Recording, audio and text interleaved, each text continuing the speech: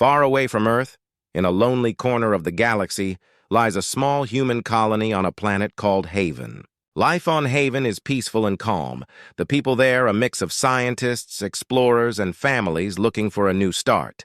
They have simple, everyday routines, working hard to make their new home thrive in the quiet of space. One evening, as the sun sets on Haven, the sky fills with strange lights. At first, people think it's just another meteor shower, something they've seen before. But soon, those lights turn into something far more terrifying. Giant, dark ships hover above the colony, blocking out the stars. These ships belong to the Krylux, a powerful alien empire known for its brutal ways and lack of mercy. Without a word, without a warning, the Krylux start to attack. Laser beams rain down, destroying homes, research stations, and farms in seconds. People run for cover, but it's hopeless. The Krylux soldiers, tall and covered in thick armor, march through the colony, capturing anyone they find. The people of Haven, unarmed and unprepared, are powerless against them. Screams fill the air as families are torn apart. Within hours, the peaceful colony is nothing more than smoldering ruins. When the attack is over, the Krylux leave, vanishing into the stars as quickly as they appeared. They take with them a handful of prisoners, mostly scientists, as trophies. The Krylux believe they have taught humanity a lesson, showing them who truly controls the galaxy. For the Krylux, humans are a weak and primitive race, easy to crush and unworthy of respect. To them, this attack was simply another display of their power. Back on Earth, news of the massacre on Haven reaches the United Earth Council, the group that leads humanity's colonies and defends human rights across space.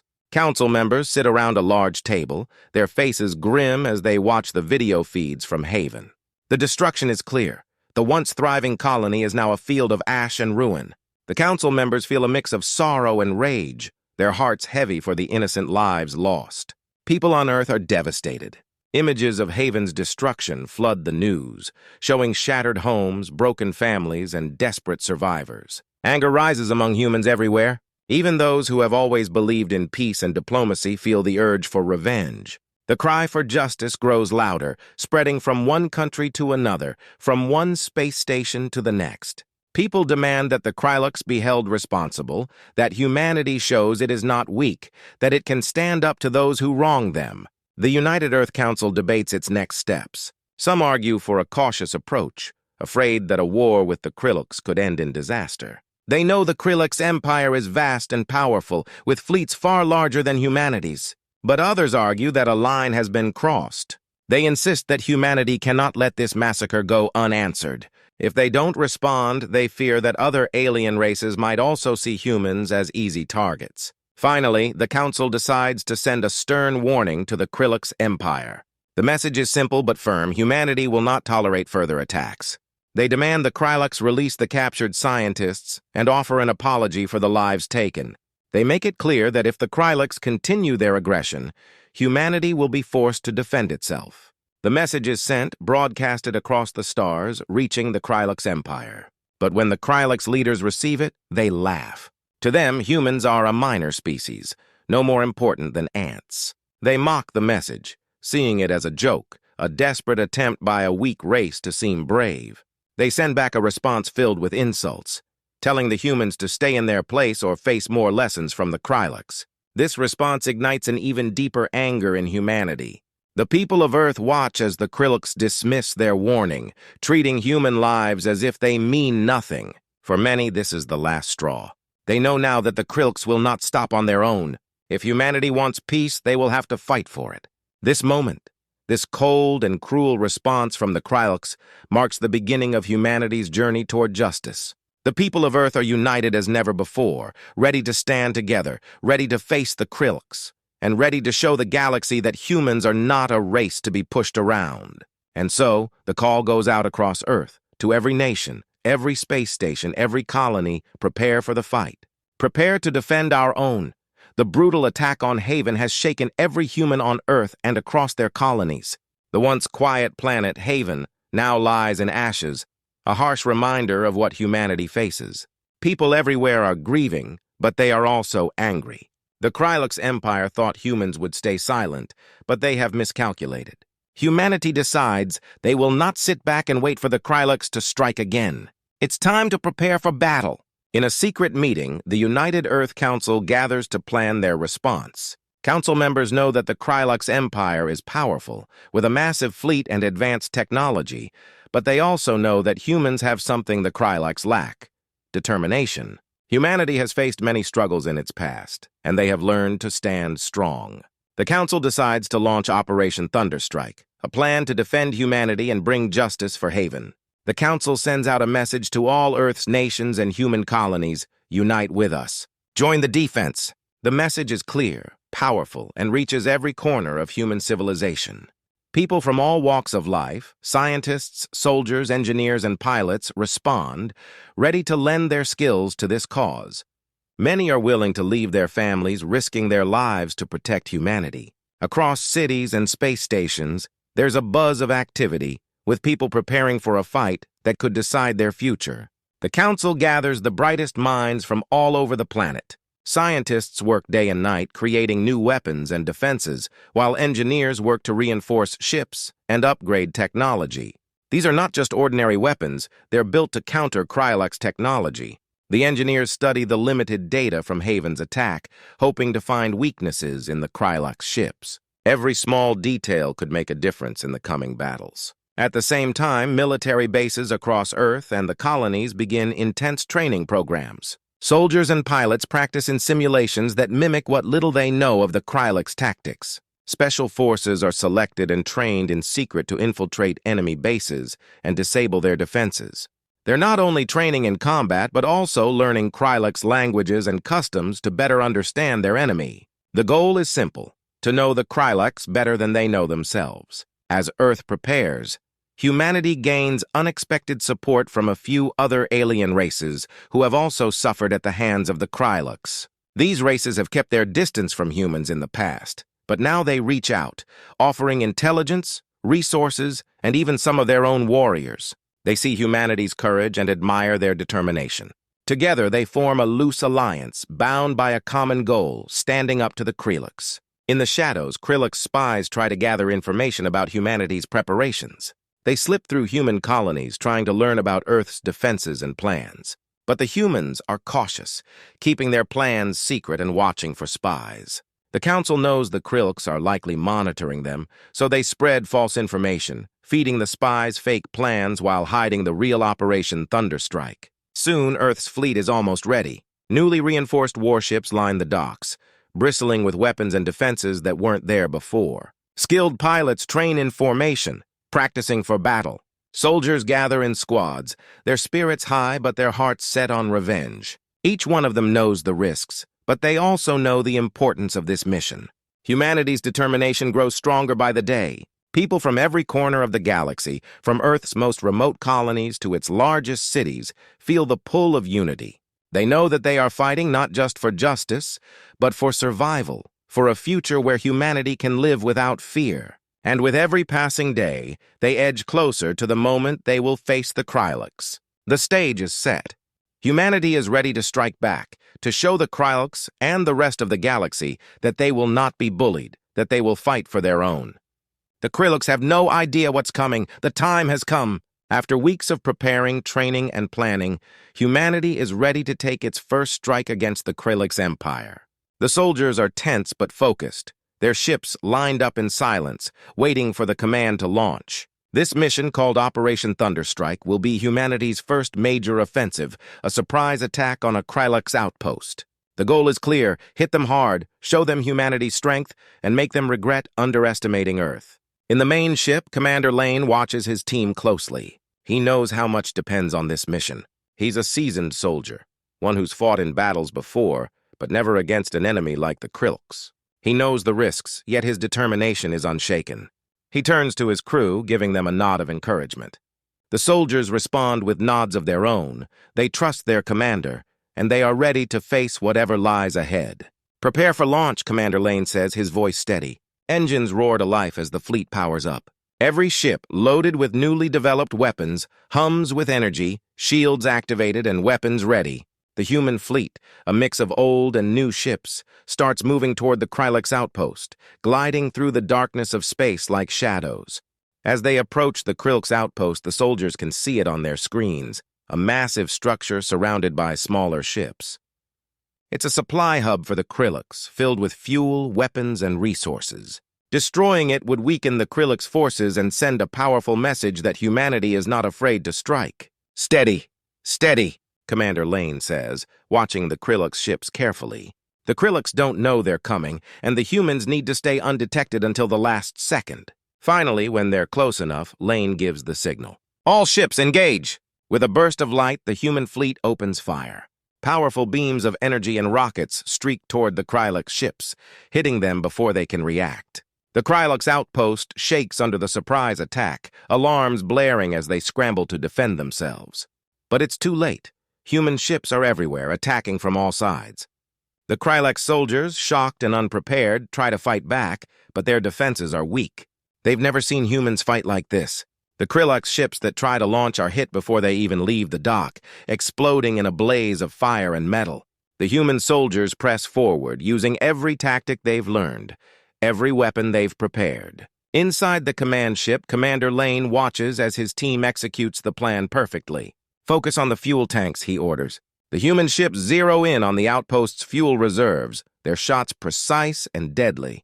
Within minutes, the main fuel tanks explode, sending shock waves through the entire outpost. Krillix ships nearby are thrown off course, some of them crashing into each other. Meanwhile, smaller human squads infiltrate the outpost itself, securing vital intel and planting explosives. These soldiers move quickly and quietly, taking down Krillix guards and hacking into computers.